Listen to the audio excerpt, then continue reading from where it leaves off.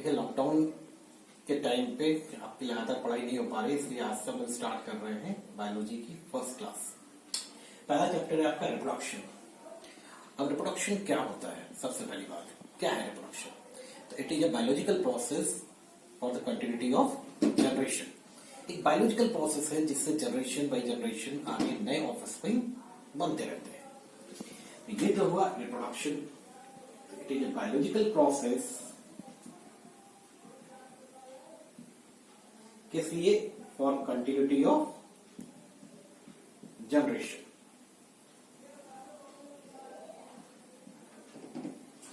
अब रिप्रोडक्शन जो होता है वो दो तरीके का होता है, ए सेक्सुअल और सेक्सुअल।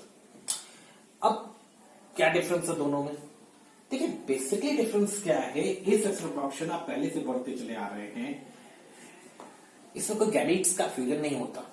जो रिप्रोडक्टिव स्ट्रक्चर है उनका आपस में फ्यूजन नहीं होता है, तो यहां पे कोई भी गैमेट्स की रिक्वायरमेंट नहीं है। और अगर गैमेट्स की रिक्वायरमेंट नहीं है तो इसका मतलब है एक सिंगल पेरेंट से बन रहे हैं, फ्रॉम अ सिंगल पेरेंट। यहां पे दो पेरेंट्स की रिक्वायर्ड नहीं, तो फ्रॉम सिंगल पेरेंट। अब अगर एक ही पेरेंट से बन रहे हैं तो कैरेक्टर भी एक जैसे होंगे। It is similar to exactly similar to their parents. तो ये अपने पेरेंट्स के जैसे होते हैं, similar to parents.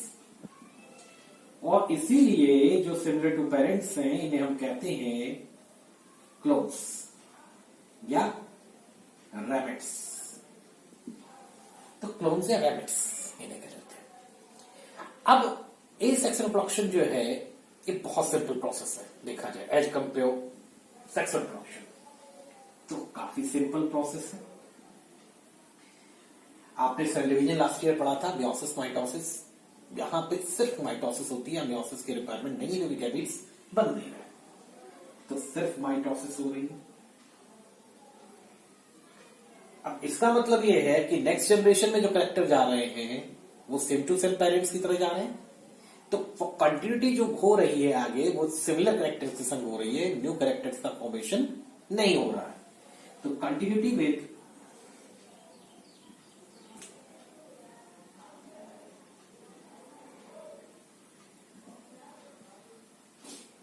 Parental character.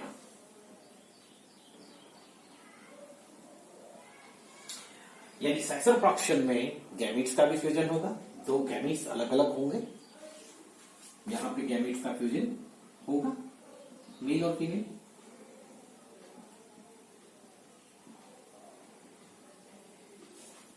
सीधी बात है, जब गैमेट्स का फ्यूजन हो रहा है तो दो हमें अलग अलग पेरेंट्स भी चाहिए, तो यहां पे किसकी रिक्वायर्ड है? Requirement of two parents. थोड़ा सा बोर्ड छोटा है यहाँ पे, कोचिंग बंद है तो ऑटोमेटिकली आपका कैसे पढ़ा रहा है आपको। अब ऑटोमेटिकली जब दो के फ्यूजन के बाद, दो गैमेट्स के फ्यूजन के बाद एक नया स्ट्रक्चर बन रहा है तो वो पेरेंट्स के जैसा exactly similar to one parent नहीं हो सकता है, क्योंकि यहाँ पे दो कैरेक्टर्स कंबाइन हो रहे हैं। और जब कंबाइन हो रहे हैं तो कुछ नई वेरिएशन आएगी। जैसा आपने लास्ट ईयर भी सुना था, आपको याद होगा, मियोसिस में एक टर्म पढ़ा था क्रॉसिंग ओवर। तो exchange of genetic material between the two homologous chromosomes. तो बिल्कुल सेम कैरेक्टर है, जब फादर और मदर दो के क्रोमोसोम आ रहे हैं, यहाँ पे मिक्स हो रहे हैं, तो उसमें क्रॉसिंग ओवर के थ्रू कहीं ना कहीं वेरिएशन आएगी। तो they are not similar to parents, variation present, variation मिलेगा। अच्छा, सिंपल प्रोसेस भी बिल्कुल नहीं होगी, कॉम्प्लेक्स प्रोसेस होगी। जहां ए सेक्सुअल रिप्रोडक्शन में सिर्फ माइटोसिस होना है, यहां सिर्फ माइटोसिस नहीं होना है, it is a long process. तो ये इतनी सिंपल प्रोसेस नहीं है। वहीं इसमें मियोसिस भी इन्वॉल्व है, माइटोसिस नहीं। और ऑटोमेटिकली सेम कैरेक्टर तो नहीं जा सकते, जैसा भी लोगों ने ऊपर बात की थी कि वेरिएशन मिलेंगे, और वेरिएशन मिलेंगे तो कहीं ना कहीं आप एक टर्म पढ़ा होगा आपने 10th क्लास में, इवोल्यूशन होगा, क्योंकि वेरिएशन के थ्रू इवोल्यूशन को रिस्पॉन्सिबल माना जाता है। तो इसके लिए हम कह सकते हैं कि इसमें वेरिएशन मिलेंगे और इसी से इवोल्यूशन हो सकता है। ए सेक्सुअल रिप्रोडक्शन मिलता है प्लांट्स में, मिलता है लोअर एनिमल्स में मिलता है। सेक्स रिप्रोडक्शन तो आपको पता ही है, काफी कॉम्प्लेक्स प्रोसेस है और इसके अंदर बहुत ज्यादा कॉम्प्लेक्स प्रोसेस है, तो हायर ऑर्गेनिज्म में मिलता है। ठीक है, अब इतनी बात में कोई डाउट है रिप्रोडक्शन या टाइप्स ऑफ रिप्रोडक्शन में? अगर इतनी बात में कोई डाउट नहीं है तो हम लोग आगे बढ़ते हैं। अब हम पढ़ेंगे पहले एसेक्स रिप्रोडक्शन, जो कि हमारा आज का टॉपिक है। सेक्स रिप्रोडक्शन, सेक्स रिप्रोडक्शन हम लोग कल पढ़ेंगे नेक्स्ट क्लास में। ठीक है, एसेक्स रिप्रोडक्शन जैसा भी हमने कहा था कि यहाँ पे गैमेट्स का फ्यूजन नहीं होता है, और इसका मतलब ये हुआ कि जो भी आप कह रहे हैं एसेक्स रिप्रोडक्शन के अंडर में आ रहा है, उसमें सिंगल सेट हो या डबल सेट हो, जो भी क्रोमोसोम के सेट है वो सिंगल पेरेंट से आ रहा है, जैसा भी हमने बात की थी। तो chromosome from a single parent.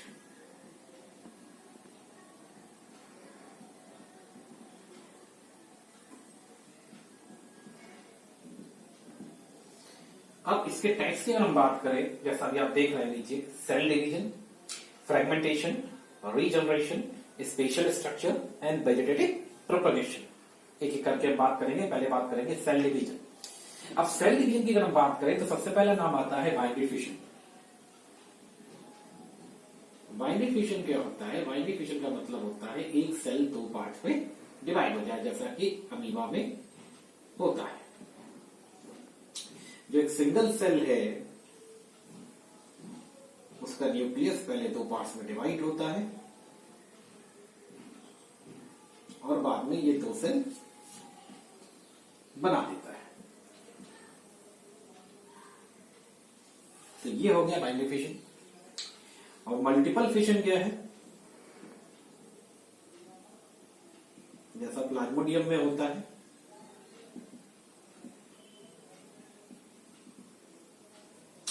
यहां पे जो न्यूक्लियस है वो पहले मल्टीपल न्यूक्लियाई बनाता है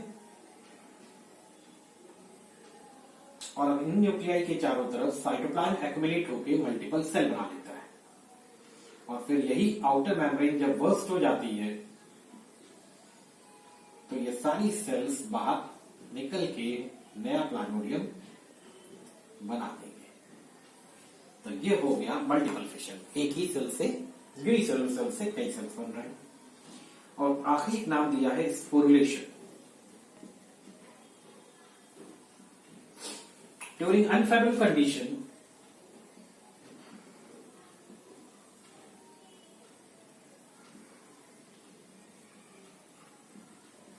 अमीबा अपने चारों तरफ जो है वो 3 लेयर सिस्ट बना लेता है,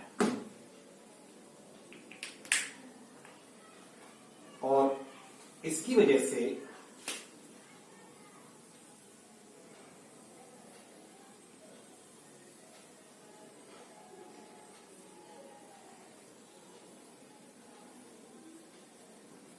इसे कहते हैं इंसिस्टमेंट। अब इस दौरान क्या होता है, अमीबा का ही न्यूक्लियस अंदर ही अंदर डिवाइड होके मल्टीपल न्यूक्लियाई और फिर मल्टीपल सेल बना लेता है, जस्ट लाइक मल्टीपल फिशन। ठीक है, तो इसके अंदर से भी बर्स्ट होके फिर मल्टीपल सेल्स निकल आते हैं।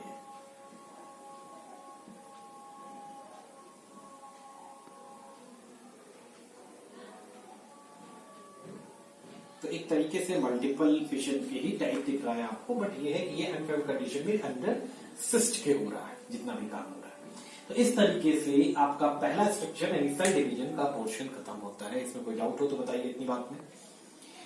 बाइनरी फिशन, मल्टीपल फिशन और स्पोरुलेशन। बाइनरी फिशन में दो पार्ट्स में डिवाइड हो रहा है, मल्टीपल फिशन में मल्टीपल पार्ट्स में डिवाइड हो रहा है, मल्टीपल सेल्स बन रही है from a single unicellular cell normally. और स्पोरुलेशन में भी सिमिलर स्ट्रक्चर है, मल्टीपल फिशन लेता है, लेकिन यहाँ पे अनफेवरेबल कंडीशन में पहले एक सिस्ट बन रहा है, तो स्पोर की फॉर्म में पहले वो बन रहा है और फिर उसके बाद सेल डिवाइड हो रहे हैं।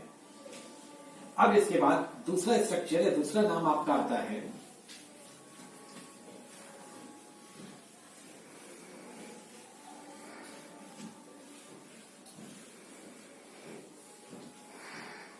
फ्रेगमेंटेशन और रीजनरेशन। पहले हम बात करेंगे फ्रेगमेंटेशन की। देखिए फ्रेगमेंटेशन जो टर्म है, सॉरी,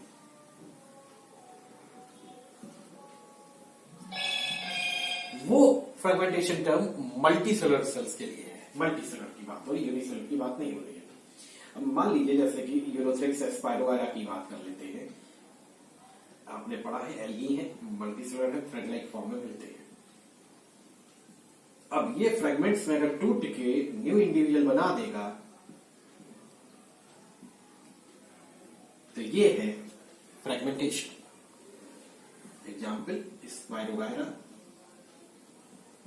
यूरोथ्रिक्स। वहीं अगला नाम रीजनरेशन है। रीजनरेशन में जैसे आपने पढ़ा है लास्ट ईयर प्लेनेरिया पेटियल मेंथस में। इसमें क्या होता है, कहीं से भी आप काट दीजिए वो न्यू पोर्शन बना लेगा।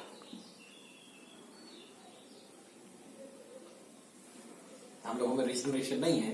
मान लीजिए जैसे जस्ट लाइक हमने कहा कि इतना पोर्शन में काटा और नया आदमी बन गया अपने पोर्शन से, या एक उंगली काटी उस एक उंगली से नया इंसान बन जाए। प्रैक्टिकली पॉसिबल नहीं है, लेकिन एक बात समझाने के लिए आपको बता रहे हैं। तो ये जो है प्रोसेस है रीजनरेशन, जो कि लोअर एनिमल्स में मिलते हैं।